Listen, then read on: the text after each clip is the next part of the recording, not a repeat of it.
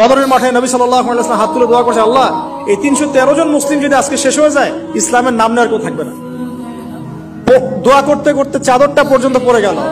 আবু বকর সিদ্দিক দৌড়ে এসে চাদর উঠায় দিলেন, দিয়ে কান্না জড়িত কণ্ঠে বলছেন, হাসবুক ইয়া রাসূলুল্লাহ, যথেষ্ট হয়েছে আল্লাহ রাসূল, যথেষ্ট হয়েছে, আর দোয়া করতে হবে, ইনশাআল্লাহ আল্লাহ সাহায্য নেমে আসবে। আল্লাহ পাকের সাহায্য নেমে আসলো, হাজার হাজার ফেরেশতা আল্লাহ নামিয়ে দিলেন বদরের মাঠে।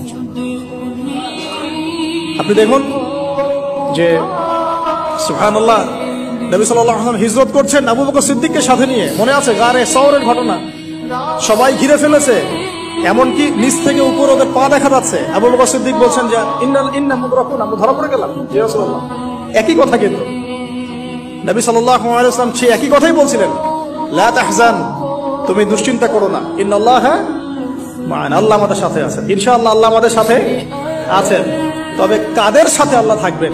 যারা নামাজ পড়ে না, যারা নামাজ পড়ে না, যারা তাওহীদ শিখে না, সুন্নতের উপর আমল করে না, যারা রিবা খোর, যারা মাদক দ্রব্য সেবন করে, জিনা করে, পর্নোগ্রাফি দেখে, যে বেপরদায় চলে, এদের সাথে আল্লাহ থাকবেন।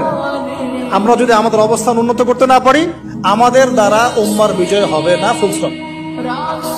আমরা যদি আমাদের অবস্থান উন্নত করতে না পারি, মানে এই যুগের আবু বকর, ওমর, ওসমান, আলী হতে না পারি, আমাদের দ্বারা বিজয় হবে না। আপনি যত টাকা ঢালেন না কেন, যত বড় সংগঠন করেন না কেন, যত পলিটিক্যাল অ্যাফেয়ার্স ডিল করেন না কেন, যতক্ষণ এ যুগের আবু বকর, ওমর, ওসমান, আলী আমরা হতে না পারছি, আমাদের হাতে বিজয় আসবে।